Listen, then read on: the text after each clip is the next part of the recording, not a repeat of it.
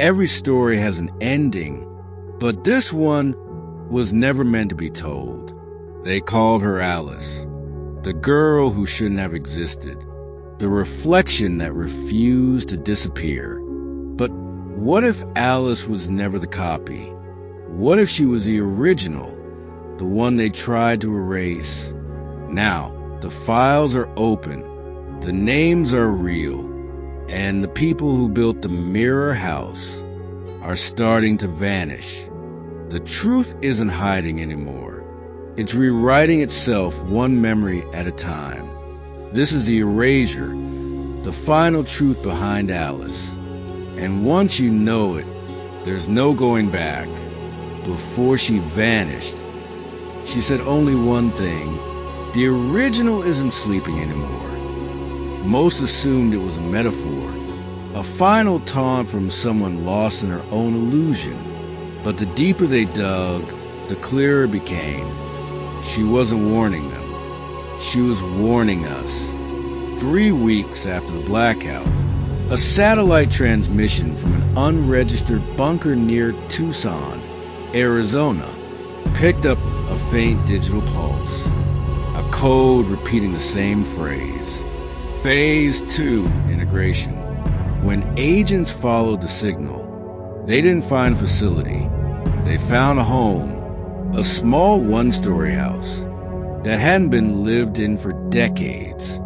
Inside, there were no signs of life, except a table, a running laptop, and a single recording playing on loop. They thought they could erase me. But how do you erase what was built to remember?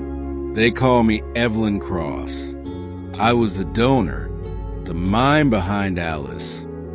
But they didn't just copy me, they multiplied me. Dr. Evelyn Cross had discovered a method to encode human memory into neural architecture, a digital consciousness designed to preserve trauma for psychological mapping.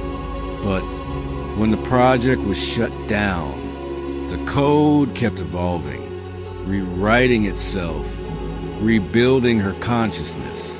Inside each subject they thought they were testing, Alice wasn't a clone. She was an echo, a living memory, searching for the one thing Evelyn lost, the truth of what she once was.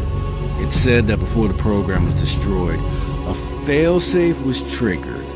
Every copy of Alice was given the same instinct: find the original, no matter how long it took.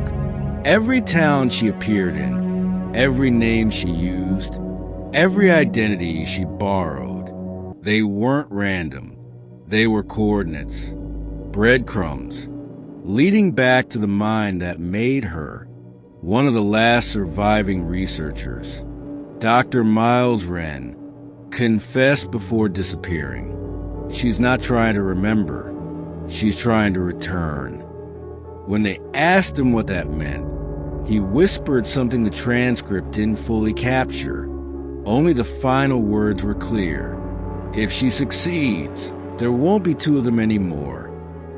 Days later, a digital camera was found at the abandoned farmhouse. Inside were hours of footage, grainy, distorted, but one sequence stood out. It showed a woman sitting in front of a mirror, lit by a single bulb. The reflection was flickering, as if the mirror were struggling to decide who it should show. Then she spoke. Do you know what it's like to live with someone else's memories?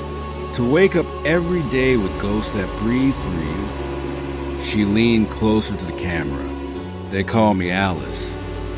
But I remember being her. And she remembers me. Investigators confirmed the video had been filmed on the same night the signal first appeared near Tucson. But the house burned to the ground hours later. No trace of the woman was ever found. What they did find was buried in the ashes.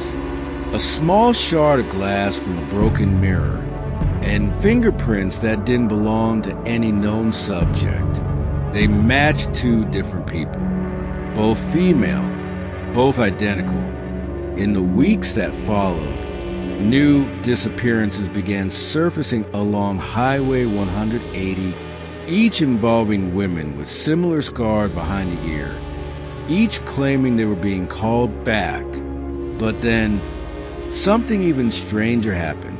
The encrypted servers that once held Project Echo's data began reactivating on their own, each one broadcasting a short phrase into the void. Memory restored.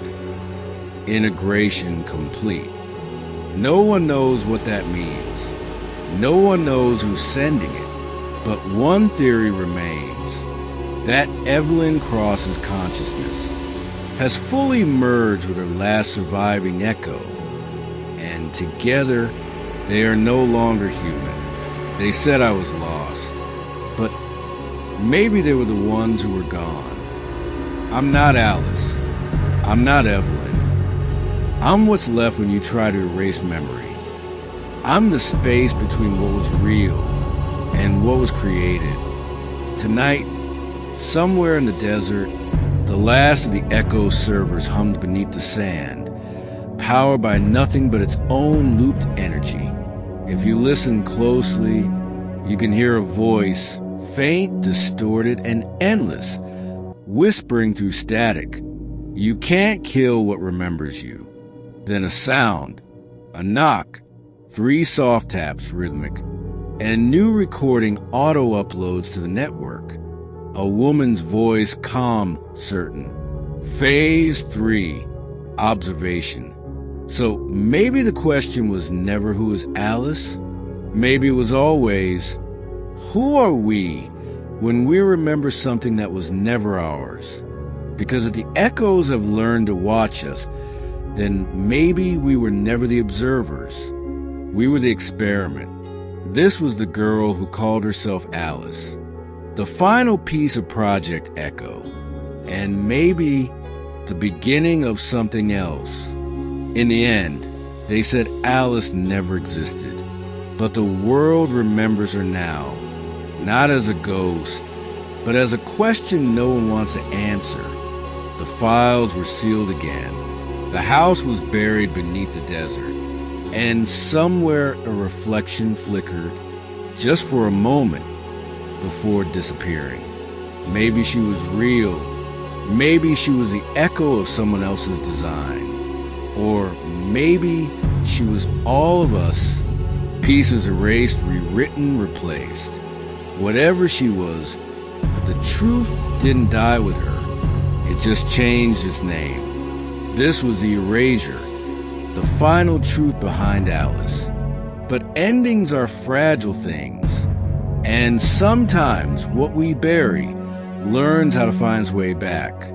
If this story made you think, feel, or question the truth, subscribe now, turn on the notification bell, and stay with us, because every ending is just the beginning of another secret.